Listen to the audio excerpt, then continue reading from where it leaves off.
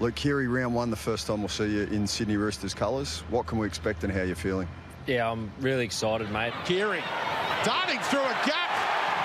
Well, they've got something to crow about here, the Sydney Roosters. Luke Keary has a double. Then Cooper Cronk arrives. Yep. What did Cooper Cronk teach you in his time at the Roosters? Maturity, experience. He had this presence and aura about him that you walked on the field and you knew, like this, the grand final, it didn't matter if he was good or not. Like, he was on the field. He gave us this confidence. As good as a footy player as he was, his biggest attribute, in my opinion, was his influence over everyone else. I've read you talk about that when you were in your first 70-odd games, you used to G yourself up and play at like a 9 or a 10 and, like, you know, it was 100 mile an hour, whereas you kind of dialed back and learnt to play more calm and, you know, more within yourself a little bit. Is that something like that developed in that time with Cooper? I think, like as I said before, because I wasn't so talented, I built my game on this like toughness and working hard and being aggressive and things like that. And then I figured out, okay, that's not really sustainable for 10 years at this time. And for Jared, it is, and blokes like that. But I had to figure out a different way to influence the game, and that's where, like, as perfect as Madge was for the start of my career, Robbo was perfect for that second part. He taught me how to be a playmaker, how to come in and out of games, how to influence games, you know, with kicking, passing, running games. He taught me about how to dominate. So there's the grand final, the first one, 2018, with the Roosters. Cooper fractures his scapula the week before, and there's this whole will he, won't he play.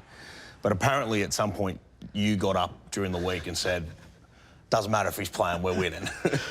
Well, it probably wasn't as dramatic as people said. I was like, what are we doing, boy? Let's go. Like, just wanted to, like I said, one of Coop's biggest strengths was he could fill you with confidence. I remember even talking to him about different things where he'd be like, I wasn't sure if we were good or not, but I'd make you believe I was sure.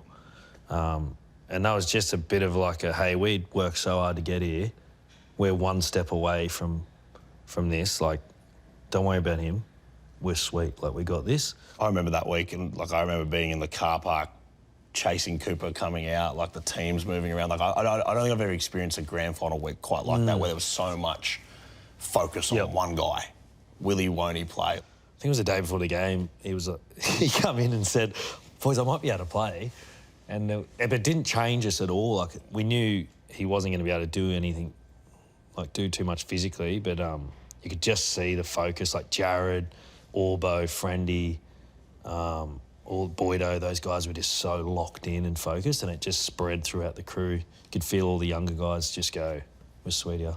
Did you still not know in the warm-up? Were you still 50-50? Yeah, well, they're going to do, I think they needled him in the warm-up, and I remember him saying, we'll just see how the needle goes. If it works, he'll play. And then 2-minute bell, and I looked at him and I was like, you sweet? And he put the jersey on and he walked out, and that was it.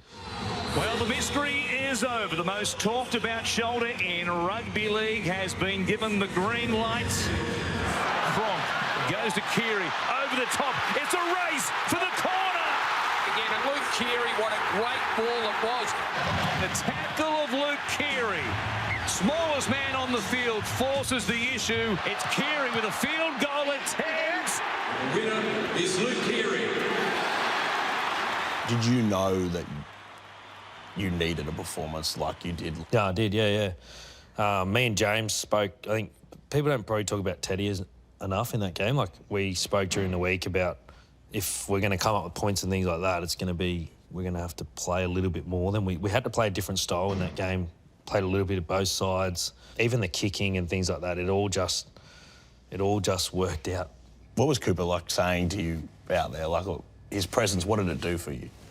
As I said, he just gives you that, he's got an aura about him. He gives you that feeling of confidence. I remember he was the one who set the field goal up. We kicked the field goal at the end. Like, he was telling me that I wasn't really thinking about that. But even defensively for that edge, like, he couldn't really tackle, but they was just solid around him. Orbo did a really good job, and Joey.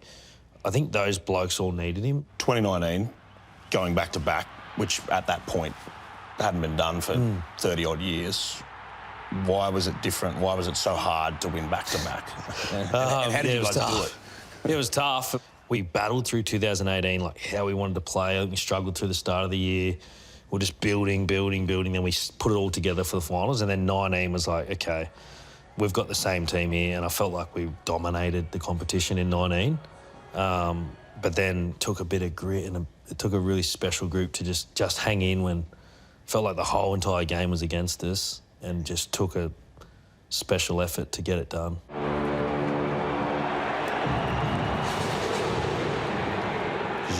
You're not just playing against that, but you're playing against, obviously, the groundswell of the Raiders.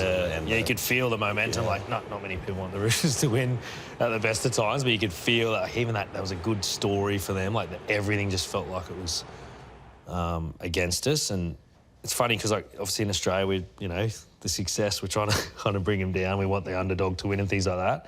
So it's something we share as a group, that 19 team, where you look at each other and you know how hard that was, and we don't want the accolade. Like, we don't really care about getting that from the outside, but you know just how hard that year was and how tough it was to get it done. And the Roosters go back to back. They create their own piece of history.